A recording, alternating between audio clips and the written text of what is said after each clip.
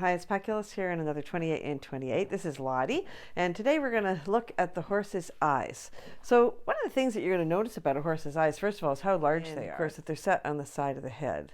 But let's go through the mechanics of it first. The horses really can do well. They see quite well in the dark compared to us, but it takes their eyes a long time to adjust when they go from brightness to darkness. So, if you're bringing a horse into an indoor arena from outside and expect him to jump courses, that's going to be tough for him because it takes him a long, long time for those eyes to adjust. Same if you're trying to get a horse on a horse trailer. To the horse, that looks like just a big dark black hole. We may be able to sort of make that adjustment in our eyes, but the horse has a lot more trouble than that. The horse's eyes give him pretty much a 360-degree range of vision. So when he's got his head down grazing, he can see all the way around him, except for probably about, 12 inches down the middle of his back. It's actually interesting to me. I think it should be interesting to all of us that the horse can't see exactly what's on his back, and that speaks to, again, the horse's generosity in a lot of ways. From a safety point of view, we always tell our students that if you can't see the horse's eye, the horse can't see you. So if I'm going to walk up behind her right now, she can see me because I can see her eye. But if I was on this side of Lottie, okay, I know Lottie knows me, so it's okay. Well, she's sort of turning her head now to see too, but that would be more dangerous because I can't see the horse's eye at this point, right? So it's a safety thing. Always remember that if you can't see the horse's eye, the horse can't see you.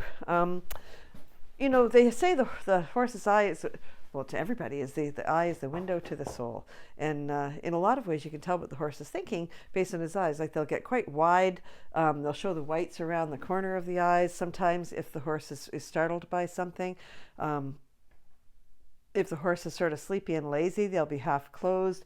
They can kind of form little wrinkles above the eye. She's a little worried about this camera, so she's showing you the whites of her eyes there. That's perfect, Lottie.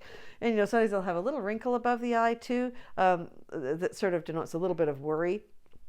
So the eye is very, very expressive. But one of the ways to tell if an eye is painful in a horse, like if the horse has a problem with the eye, is that you're going to see some swelling in and around the eye. You're going to see some tearing. Sometimes the horse will have his eye half closed. And probably the subtlest thing, I don't know if you can see her eyelashes, but the eyelashes, generally speaking, on a horse pretty much are horizontal to the ground, a little bit pointing towards the ground, just a little bit, but pretty much horizontal. But if a horse's eye is uncomfortable, the eyelashes will sort of point downwards towards the ground. One of the important things also to notice is that the horse has a blind spot right in front of his muzzle. Okay, so she actually can't see my hand. She can smell my hand, but she can't see it, just given the way her eyes are on the side of her head. So that's one of the reasons that we never cut the whiskers on horses, on their muzzle, on their eyes, in their ears, anywhere like that, because those whiskers are there for a reason.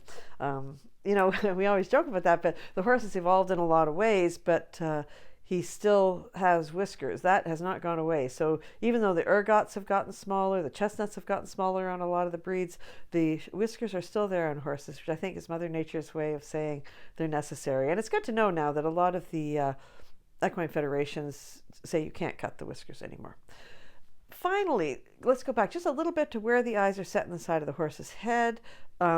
If you'll see that our eyes are set on the front, right? So we are sort of predators that we're always hunting. The horse's eyes are on the side of the head.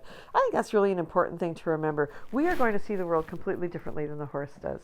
The horse sees the world as I could potentially be someone's supper, while we're seeing the world as potentially we could be hunting. So it's two worldviews that we have to sort of connect together, and the horse generously meets us part way, and it's our job to meet him the rest of the way.